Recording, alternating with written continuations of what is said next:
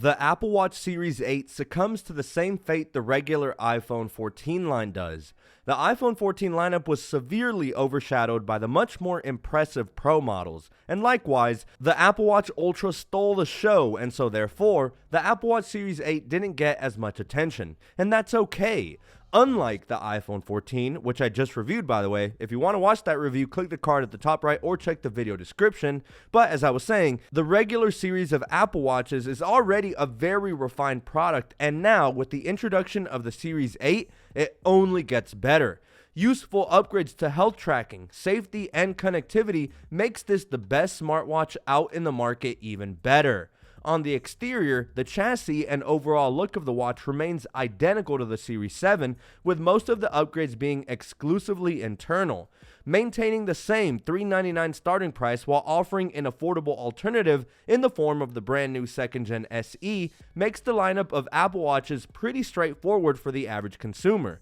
The Series 8 now stands as the middle ground with the perfect culmination of features and pricing. If you've wondered about picking up an Apple Watch for the very first time, or if you're planning to upgrade, you've come to the right place.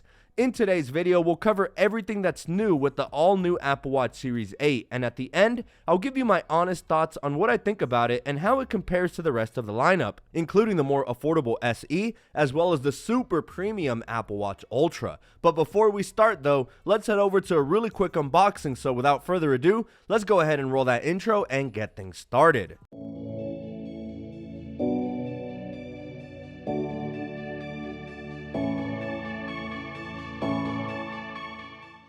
Alright, ladies and gentlemen, here it is, the Apple Watch Series 8. It comes in this elongated white Apple box, which differs from the more rectangular box of the Ultra. And on the top, we have this debossed Apple Watch text and not much action going on the sides. Flipping the box to the bottom, and we'll see we have our serial number information as well as an indication as to our sizing. Because remember, the Apple Watch Series 8 comes in your choice of two sizes, the smaller 41mm and the larger 45mm casing, which is what we have here, as well as an indication as to what color we got, which for this review unit, we decided to pick it up in the aluminum variant in midnight. However, what sucks is our color options this time around for the Series 8 aluminum models gets reduced from 5 options down to only 4. Our casing color choices now are only midnight, starlight, silver, oddly enough, and product red, with the blue and green variants now being removed from the lineup. The aluminum models are the ones most people will likely gravitate towards, but the Series 8 is also available in a stainless steel casing, although those models do come with a much steeper price tag and come in your choice of regular stainless steel, gold, and graphite stainless steel. But now, heading back to our unboxing,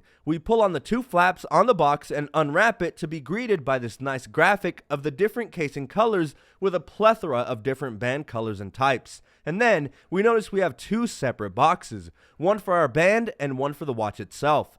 I decided to get the default band being the Midnight Sport band, but we came here for the Series 8. So on the box, there's an image of our new watch face featured in watchOS 9, matching that sleek and cool dark navy motif.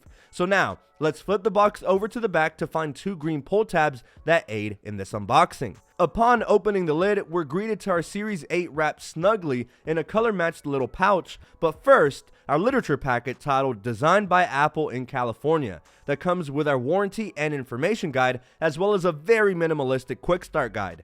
Underneath that is our plastic USB-C 1mm magnetic charging puck. Should you opt for the stainless steel models, your charging puck gets a slight upgrade from an all-plastic design to a charging puck with this nice brushed stainless steel that surrounds the perimeter of the charger. And finally, we head over to our dark navy pouch that houses our Series 8. So let's simply push up to reveal our shiny new Series 8, probably the cleanest it'll ever look. And then just press and hold the side button for a few seconds to power it up and get ready for setup. Okay, so really quick, going over pricing because it's really important to this story.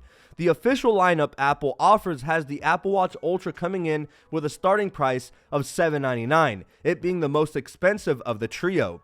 The SE is the most affordable, coming in at a starting price of $249 for the smaller 41mm casing size and $279 for the larger 45mm variant. And like I mentioned, our Series 8 is the middle ground, coming in with a starting price of $399 for the smaller 41mm sizing and comes in at a starting price of $429 for the larger 45mm casing size for the aluminum variants. Add about $300 or so to the original starting price should you decide to opt for a stainless steel variant of the Series 8. Okay, so now that we have covered pricing, it's evident that the Series 8 is one step above the budget SE, but is inferior both design-wise and feature-wise versus the Ultra. So it begs the question, what's new here? As I mentioned, just about no one would be able to distinguish this from the Series 7, unless you flip it to the backside and read the Series 8 branding on the back. The good news is, all the best features you've come to love from the Series 7 is still present here and now expands on the successful formula the Apple Watch line brings, sporting the always-on display that is 20% larger than the 2nd Gen SE, a QWERTY keyboard for sending messages, and of course, everyone's favorite, the new watch faces that accompany watchOS 9. One of the highlight features that's new on the new Series 8 is the brand new skin temperature sensor, which has a dual purpose in terms of health features. For starters, thanks to this new skin sensor, it informs the user to two key areas of Apple's health suite: sleep tracking and cycle tracking, the latter only pertaining to 50% of the population. For sleep tracking, deviations in temperature while you sleep might help you keep tabs on your sleeping patterns and can help pinpoint external factors that could contribute to a poor sleeping regimen. Think traveling or partying out too hard. The second portion to this equation is cycle tracking, which if you're a female could prove quite useful. Changes to wrist temperatures have been proven to be accurate indicators of probable ovulation, so someone looking to conceive could benefit from such features.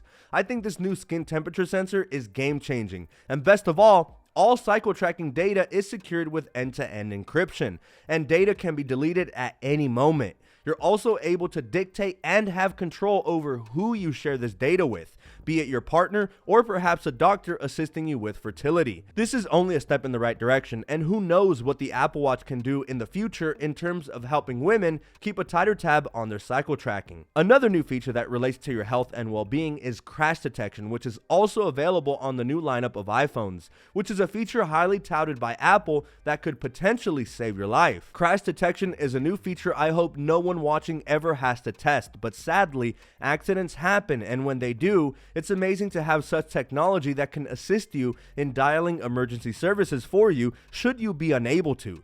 The Apple Watches have had fall detection and emergency SOS for quite a while now, but now the feature expands and broadens thanks to upgraded motion sensors found inside the Series 8. The new Series 8 has an improved gyroscope and accelerometer, paired up with two new motion sensors, so the watch will be able to detect a crash almost as soon as it happens. So basically, the watch's GPS and sensors are constantly sampling data. So if the GPS senses that you're traveling very quickly and happen to come to a very abrupt stop due to a crash, and if the accelerometer and gyroscope feel some extreme G-force due to said crash, it combines that with the microphones that are able to detect loud noises from a crash, then the Apple Watch will be pretty certain that you are indeed in a car crash. So what it'll do in this instance is ask you if you're okay, but if you're unable to respond, it'll dial 911 for you as well as contact your emergency contacts should you be unresponsive. It's a very morbid thought, but quicker help could be the deciding factor between life and death. And finally, the Series 8 finally has a feature that has been on my wish list for a very long time: low power mode. It's kind of crazy it only just made its way to the Apple Watch, but hey, it's finally here and I'm hyped up for it. Now, some might say, well, hold up, Juan. Apple Watches have had power reserve mode for a long time, and you'd be right, but those are two drastically different things. Power reserve only let you see time when the watch was practically dead, effectively making your smartwatch just a watch that tells time while in power reserve. It's similar to the low power mode feature of the iPhones and borrows that handy setting so that it'll disable certain power draining features while leaving the device still mostly usable. With this setting, the always-on display will be disabled, you'll temporarily lose the continuous health sensor readings, and cellular or Wi-Fi connectivity will be disabled. And it's super easy to toggle on or off. Simply swipe up from the bottom of the display to bring up Control Center, tap on the battery percentage, and you'll have a slider that allows you to toggle it on or off. With normal use, the Apple Watch Series 8 battery is rated for 18 hours, but with low power mode, the watch can theoretically last upwards of 36 hours, which is really great for those scenarios where you're away from a charger for extended periods of time. I'm currently working on my first ever Apple Watch battery drain test, and I'm really excited about it. It'll be a more point of view style, so please bear with me since I want to make this test as realistic as possible. Only way to not miss out is by hitting that subscribe button down below. You already know. Go on, don't be shy, I'll be here waiting. You've done it, yeah? Great, let's round out this review with my official verdict. So what are my thoughts? I adore the Apple Watch, but then again, sure, I'm a little bit biased being a bandaholic and whatnot, but the new skin temperature sensors, crash detection, and low power mode are all features that only expand on what already made the Apple Watch Series 7 so good. I must admit though, the upgrade from the Series 7 to the 8 is less than desirable, seeing as how the design is unchanged and, well, watchOS isn't an exclusive feature whatsoever, and watchOS 9 is what makes the Series 8 so enjoyable. So, while I wouldn't recommend upgrading from the Series 7, anyone with a Series 6 or older, or even perhaps the first gen Apple Watch SE, will benefit tremendously with all the newest sensors, features, and a display that is slightly larger that offers more screen real estate. I think the Series 8 is the sweet spot within the Apple Watch lineup with very few compromises. The Apple Watch Ultra certainly isn't for everyone, and many would call it bulky and or ugly, especially those with smaller wrists. Not to mention the Series 8 makes a perfect gift for any iPhone user this holiday season or as a graduation or birthday gift. This is the watch to get for anyone wanting a full featured watch experience without dropping nearly $1,000 for the likes of the Ultra. It's also a fantastic choice for those who have health conditions the Apple Watch Series 8 can help monitor, like AFib. And now women will find the Series 8 more appealing thanks to those skin temperature sensors so that it can help track their cycles. In the end, this is a strong recommend for me, and what makes the Apple Watch experience just so fun is the near limitless combinations you can make with different Apple Watch bands. That way you can express your individuality to your liking, and gives the watch plus band combination a life of its own. And best yet, many people have asked me, and yes, even the Apple Watch Ultra bands fit the Series 8 with just one small caveat. This is only true for the larger 45mm variant. Regardless, I can't wait to see how Apple will expand on the Series 8 in future iterations, but I'm interested to hear you guys' thoughts. What do you think of the Series 8? For those who are wanting to upgrade, which is more appealing, the Ultra or the Series 8?